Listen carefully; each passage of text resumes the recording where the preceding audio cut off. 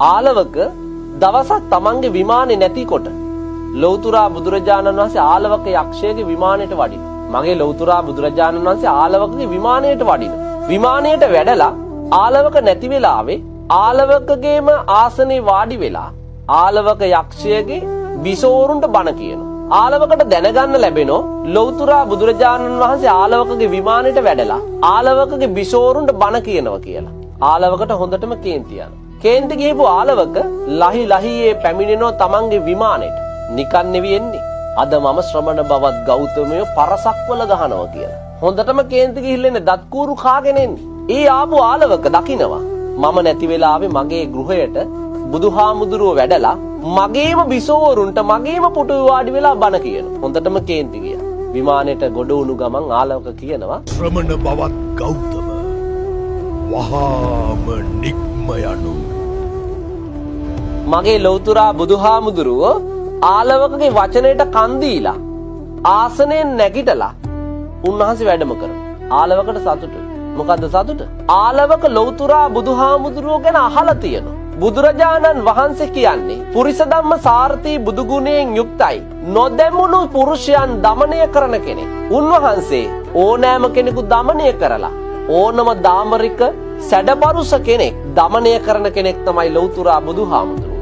හැබැයි එවැනි කෙනෙක් මගේ වචනයට බයි නැකිටලා ගියා. සතුටු නැද්ද? ආලවක කල්පනා කරනවා ඇත්තටම බුදුහාමුදුරුව නැකිටලා ගියේ මට බයේද? මට බයේ නම් ගියේ අඬ ගැහුවම අයිත් ඇවිල්ලා වාඩි වෙන්නත්. නැවත ආලවක කියනවා මගේ බුදුහාමුදුරුවන්ට පවිස සමනාති බෝගෝතම. ශ්‍රමණ බවත් ගෞතමය නැවත පිවිසිලා අසුන් ගන්න. මගේ බුදුහාමුදුරුව ආලවකගේ වචනට නැවත කන් දීලා ආලවකගේ ආලවක මන්දිරයට ඇවිල්ලා නැවත අසුන් ගත්තා. ආලවකට තව සතුටුයි. ආලවක නැවත මගේ බුදුහාමුදුරන්ට කියනවා නික්කම සමනාති බෝගෝතම. ශ්‍රමණ බවත් ගෞතමය නැගිටලා යන්න කියලා අයිත් කිව්වා. මේ දෙවෙනි පාර කියන්නේ. බුදුහාමුදුර නැවත නැගිටලා එළියට ගියා. නැවත ආලවක කියනවා පවිස සමනාති බෝගෝතම. ශ්‍රමණ බවත් ගෞතමය එන්න ඇතුළට. දෙවෙනි පාරත් ඇවිල්ලා වාඩි වුණා. තුන්වෙනි පාර කියනවා නික්කම සමනාති බෝගෝතම. ශ්‍රමණ බවත් ගෞතමය නැගිටලා යන්න. මේ කීවෙනි පාරද කියන්නේ? තුන්වෙනි පාර.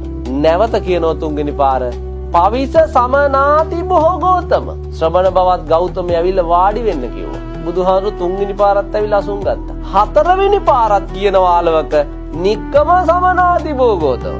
බුදුහාමුදුරු වැඩියද? හතරවෙනි පාර එළියට වැඩියේ නෑ. හතරවෙනි පාර තථාගතයන් වහන්සේ කියනවා දේශනා කරනවා ආලවකට ආලවක ඔබේ වචනයට මන් තුන් පාරක් අවනත වුණා. ඔබ කියන දේ මන් තුන් පාරක් කළා. දැන් ඔබ මම කියන දේ එක පාරක් අහගන්න. එහෙම දේශනා කරපු බුදුහාමුදුරුවෝ ආලවකට ආලවක සූත්‍රය දේශනා කළා. ආලවක සූත්‍රය දේශනා කරලා ඉවරුණාම ආලවකට හරි සතුටුයි. ආලවකගේ සතුට කොච්චරද කියනවනම් පින්වතුනි බුදුහාමුදුරන්ට ආලවක කියනවා භාග්‍යවතුන් වහන්සේ ඔබ වහන්සේගේ ධර්මයේ හරියට ආලෝකයක් නැතුව අන්ධකාරය අතක ගා ගිහපු මිනිහෙකුට ආලෝකයක් සැපෙවුවා වගේ මම්මුලා වෙලා හිටපු කෙනෙකුට පාර පෙන්නුවා වගේ. ඒ විතරද?